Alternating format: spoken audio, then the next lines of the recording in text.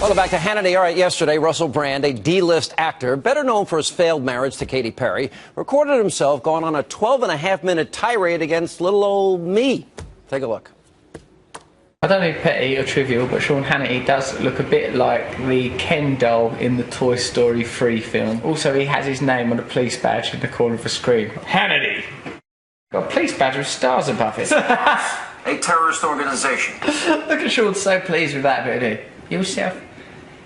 Is Hamas a terrorist organization? Answer question with question. That's another one of the rules I have. I didn't take a job on Fox News because I'm interested in progress.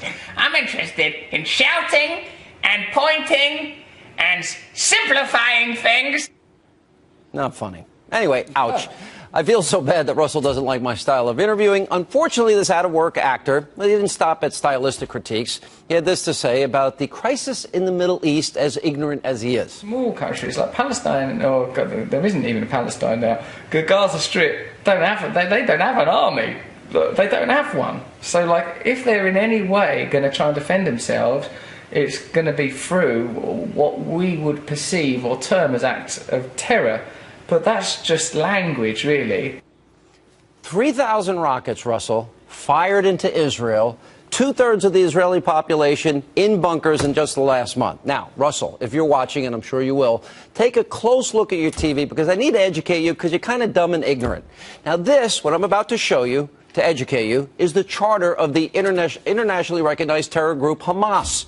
I'll read it with you to help you. Israel will exist and will continue to exist until Islam will obliterate it, just as it obliterated others before it. In fact, Hamas will seek to destroy Israel at any cost, even by using fellow Palestinian women and children as human shields. But apparently Russell can't get it through his thick head and possibly fathom that this is the reality.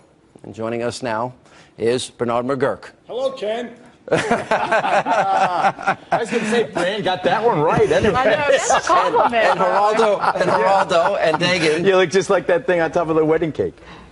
That's not bad. Don't get me wrong. That's not bad. Not bad, not bad. Well, he refers to me as a terrorist. I actually have that side. You want to watch this part? Who in that situation was behaving like a terrorist, using intimidation, bullying, being unreasonable? Sean Hannity. That's where the terrorism's coming from. Ken doll terrorist? Okay. I mean, this guy's got a skanky look. He looks like he cooks meth and sleeps in his car. I wouldn't be calling anybody names. Hey, don't go after my people. My apologies. And you can't understand him either. I mean, at least you can understand Ricky Gervais. It's no wonder the guy's not working. He's a doofus, which is unfortunate, and his attack on you unwarranted. Still, I think that there are two sides to this story that are not necessarily being told. 3,000 rockets, 3 kidnapped kids slaughtered. 1,300 dead civilians, 40% of them children, Sean.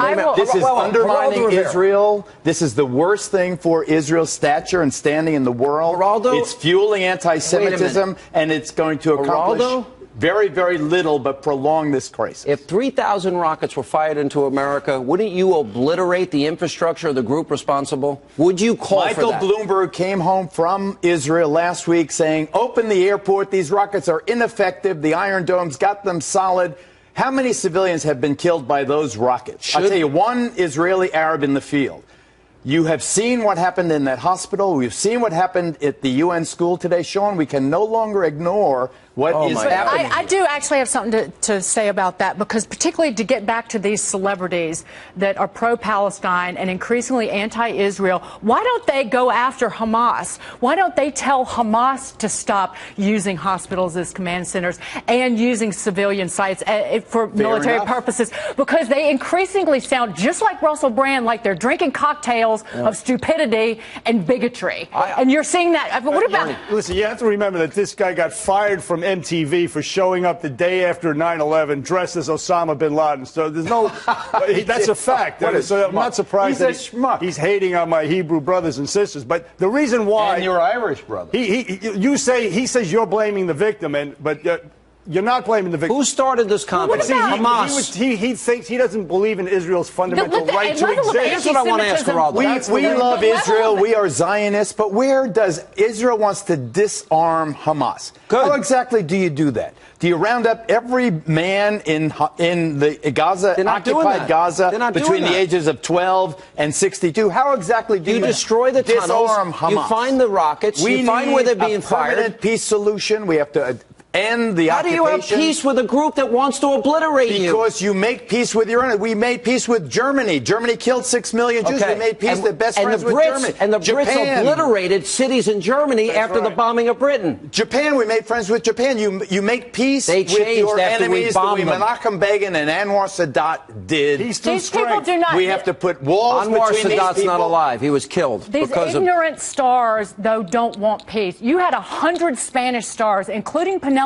Cruz and Javier Bardem, wrote an open letter accusing Israel of genocide. We ought to be very, very afraid about what's going on in Europe. You know what's scary? Everything's backwards.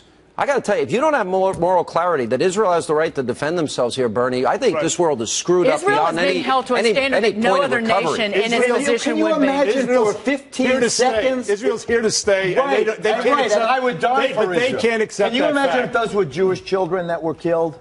But they're trying to kill them. It's horrible that the Palestinian children are being killed. That's horrible. We would all be volunteering to go now to wipe them out. Their own leaders are responsible Geraldo, if 3,000 rockets were fired into America, you'd be leading the charge. Conflict there. You'd be leading the Jewish star charge. tattooed on my fist. I would die for Israel. Israel is wrong-headed about this. They've gone way too far. You're wrong. Instead, we've got They haven't gone far Yankovic. enough. They've shown too much restraint. You want to wipe out everybody? I want to wipe out Hamas, a terror group dedicated to Israel's destruction. And how are we going to do that exactly? You militarily take them out. What are you going to do? Tell me how you do it. They're doing it. 15 seconds. They're doing it right there. What they're doing now is about right. Of the 1,300, how many are Hamasites?